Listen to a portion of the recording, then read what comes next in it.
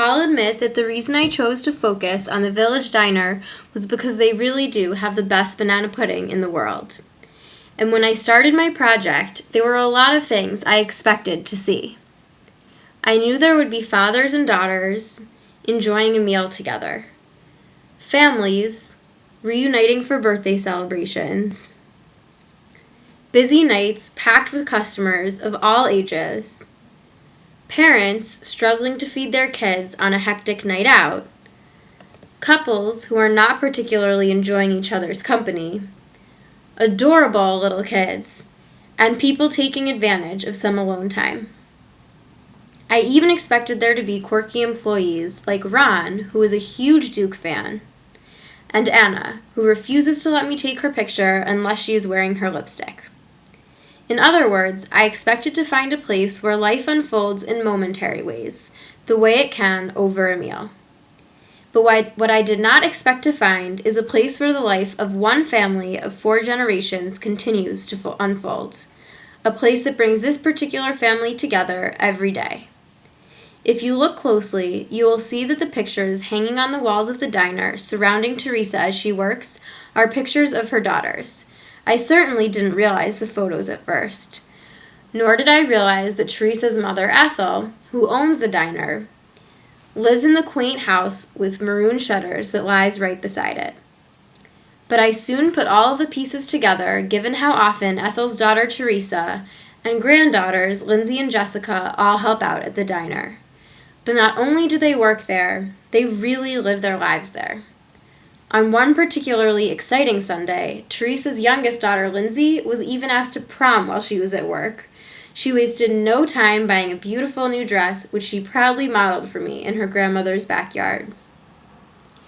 Once Lindsay's sister, Jessica, had her adorable daughter, Gracie. Being a mom, along with working at the diner, became her life. Sometimes Jessica brings her beautiful Gracie to work, knowing that when Gracie becomes too much to handle, she can hand her right over to Ethel, who will be eagerly waiting in her house beside the diner for Gracie to come and play. Ethel loves spending time with Gracie, even if it just means sitting around and watching cartoons. I imagine that years ago, Ethel used to look after Teresa the same way. Nowadays, Teresa and Ethel get together and talk about their girls, who are truly the focus of this family. Unlike Jessica, whose time is taken up working at the diner and taking care of Gracie, Teresa's younger daughter, Lindsay, is still able to pursue her favorite hobby, which is horseback riding.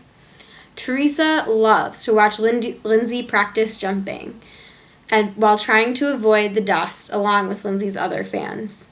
And even on days when their horse Mystery is acting up, Teresa never leaves without giving him his favorite treat, which oddly enough is orange Tic Tacs. Somehow, Teresa manages to have her own life as well. Since she's used to being busy, even when she's alone at the house, she won't stay for long. After checking her messages and making sure that everything's in order, her favorite activity is going bowling in Durham with her girlfriends.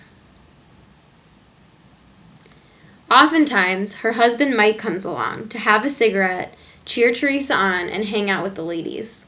When Mike is not at the bowling alley with Teresa, he's most likely with one of the other loves of his life, namely his golf clubs, which are kept right next to Gracie's playset, or his Harley-Davidson motorcycle, of which Teresa is not the biggest fan. Of course, Mike also works at the diner with the rest of the family, making sure that everything is running smoothly, and manning the barbecue, which also happens to be incredible. So if you stop in to grab a bite to eat, make sure and take a look around. And amongst all of the chaos, you might just be able to pick out 4 generations of women living their lives together right before your eyes.